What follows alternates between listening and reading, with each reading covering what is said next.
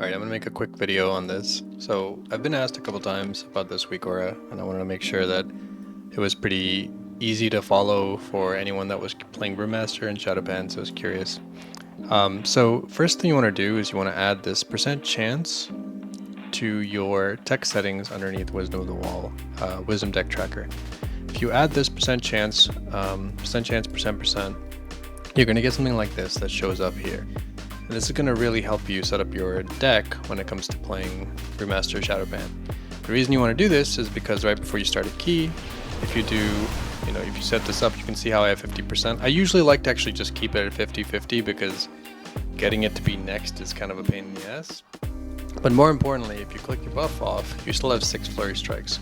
So you want to try to go to as close to 10 as possible, sometimes 8, sometimes it procs a little too fast and you get to 10, but if even 8's fine, because this what means is it's going to dump 8 and then your next, 10 flurry strikes, or going to dump 2 and then your next 8 or whatever are going to be in Shadow, potentially, if Shadow was next or whatever. It'll just keep this kind of order going up. So let's say like I was going into the next pull, most likely what's going to happen is Shadow's going to proc or Mastery's going to proc, and if I have Weapons of Order going, I'm most likely going to have Shadow for the duration of Weapons of Order if it's coming up next.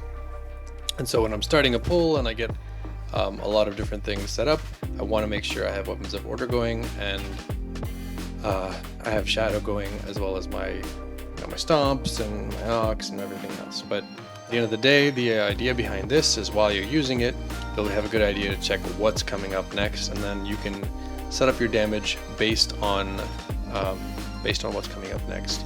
Ideally, let's say you have a big pull coming up and you have Shadow coming up next, you can try and delay your spending of your energy by just blackout kicking or rising sun kicking, and that way you don't proc Shadow if you know it's next, and your big pull will be that much sweeter on the actual opener. So let's see, Weapons of Order is about to be off cooldown. I'm going to so let's just say this was the pull and I gathered everything up. I'd set it up. Ideally, I want to get up to like right before it's gonna proc. Hit Weapons Order, go in, whatever, press Ox, go in. Now you can see I'm already in Shadow because I already procced it twice. Flurry Strikes proc twice instantly.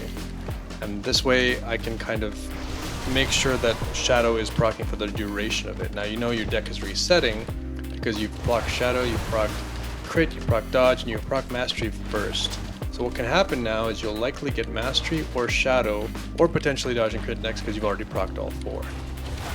And some people don't really understand how that works. So we got, in this case, mastery again. But it's possible that it could hit any of those 4 again because your deck has reset. And that's how you make the most of your deck pre-key and post-key, or during the key as well. And it's like, for example, now you can see that Shadow's going to proc next for sure, and you are much more capable of going into your next pull knowing what you're going to get. Anyway, that's all from me. It's a quick little video to how to make sure you can use your weak aura correctly.